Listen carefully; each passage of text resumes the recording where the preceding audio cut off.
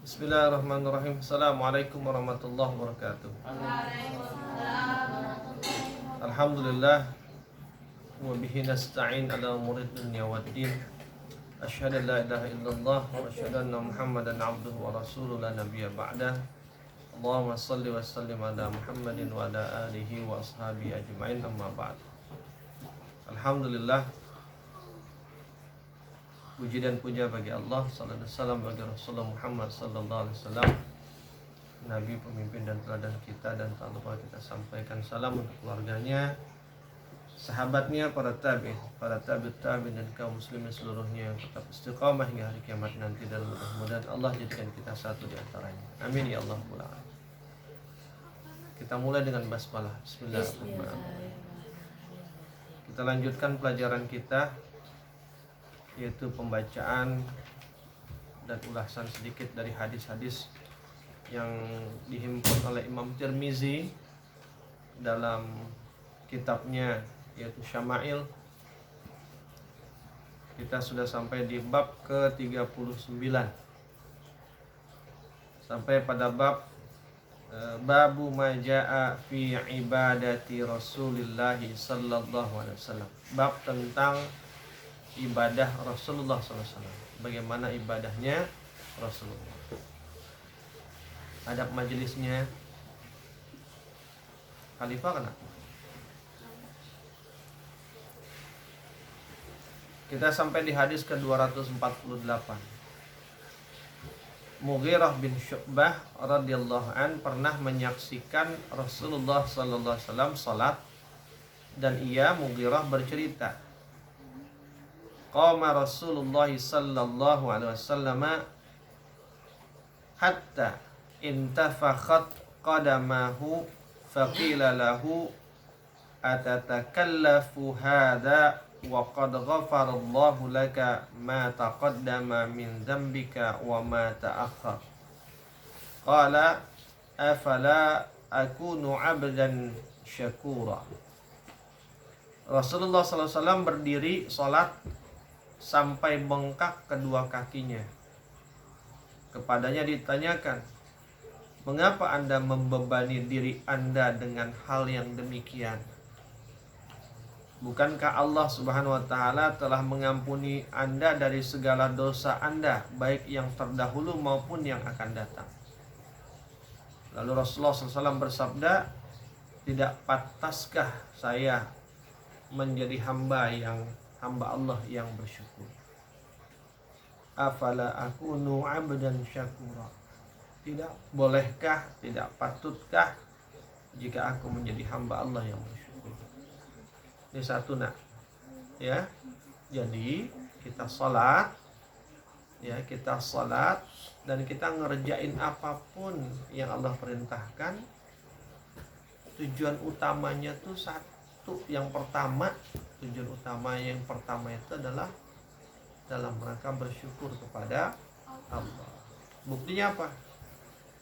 Kalau sekadar untuk masuk surga, kalau sekadar untuk diampunin dosa, kalau sekadar untuk dapat pahala, maka Rasulullah nggak perlu lagi sholat, nggak perlu lagi sholat berlama-lama. Karena apa? Dosanya udah diampunin yang lalu dan yang akan datang.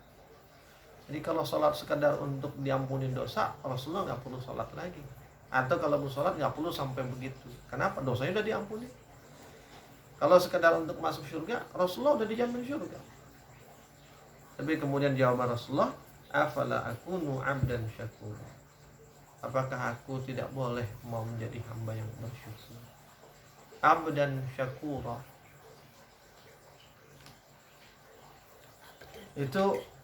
Itu jawaban penting. Nah, jadi yang pasti kita nggak mungkin jadi manusia yang nggak punya dosa, nggak mungkin. Kita jadi manusia yang cuma punya pahala doang gitu, atau pahalanya udah banyak, rasanya belum apa-apa. Kita merasa udah pasti masuk surga juga belum tentu. Jika seandainya Rasulullah saja yang udah pasti masuk surga, dijamin sama Allah, udah nggak punya dosa karena udah diampunin sama Allah yang lalu dan akan datang, pahalanya banyak, kebaikan banyak, tapi dia masih sholat, maka apalagi kita, dijamin enggak masuk surga, dosanya banyak, pahalanya juga sedikit, terus masih nggak mau sholat. Seandainya pun udah pahalanya banyak, tetap sholatnya Rasulullah masih sholat. Itu makanya Abi bilang tadi, di antara tujuan utama sholat itu adalah dalam rangka bersyukur kepada Allah.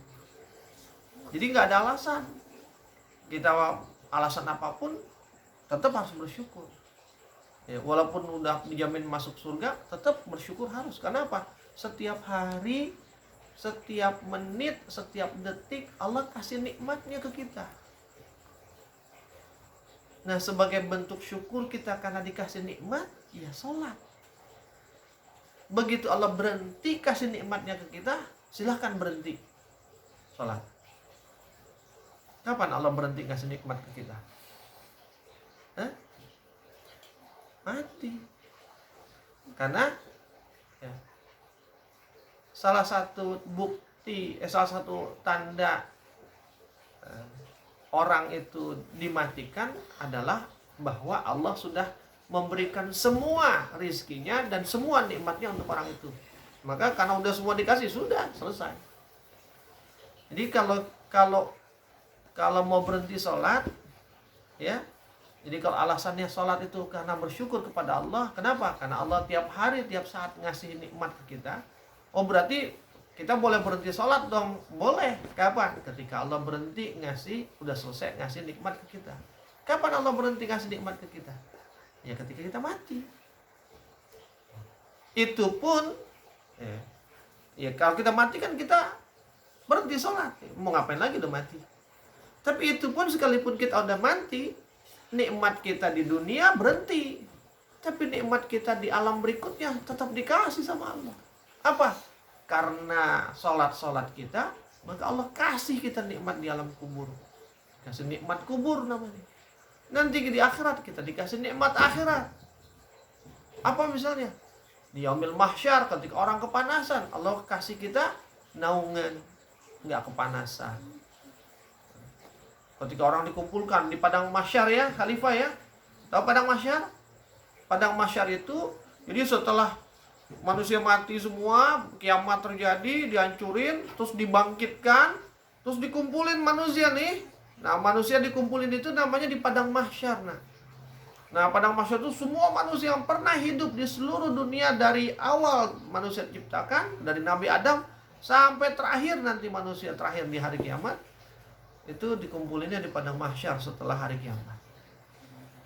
Itu nanti kata di dalam hadis itu disebut matahari itu jaraknya sejengkal dari sejengkal matahari di atas kita. Sekarang matahari kan jauh banget jaraknya kan? Ya kan? Matahari jauh banget jaraknya kan, ya? Ya kan? Kalau siang rasanya panas nggak? Jauh tuh mataharinya. Gimana kalau mataharinya ada di sini nih? Iya. Cuma jarak sejengkal dari kepala kita. Sejengkal, di sini matahari nih. Kayak apa panasnya? Yang jauh aja matahari masih berasa panas. Gimana kalau mataharinya dekat? Ini Abi kalau pakai ini nih, ya, keingetan, berasa panas ini. Nembak Abi ini panas. Jangan dikira enggak. Gerah keringetan. Artinya apa? Ketika orang kepanasan, Allah kasih naungan tuh nikmat di yaumil mahsyar. Kepada siapa? Kepada yang bersyukur. Kepada yang bersyukur ketika di dunia. Tuh. Jadi nikmat Allah bahkan nggak berhenti. Ya, nikmat di dunianya selesai, tapi begitu kita masuk alam lain, Allah kasih nikmat lagi, nikmat di padang mahsyar. Nanti lewat padang mahsyar di yaumil hisab, ketika dihitung timbangan kita antara yang baik yang buruk, Allah kasih nikmat kita apa? Nikmat pahala-pahala dan ampunan yang ngurangin dosa-dosa kita. Dikasih nikmat lagi, dikasih nikmat ampunan, dikurangin dosa-dosa kita. Terus setelah itu apa? Dikasih lagi nikmat ketika masuk di alam berikutnya, di fase berikutnya, itu di yaumil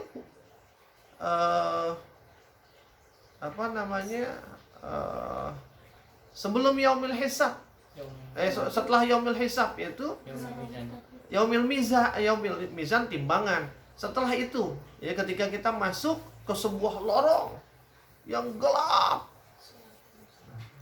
menuju jembatan Shiratal Mustaqim. Itu lorongnya gelap, nak. Saking gelapnya, nggak ada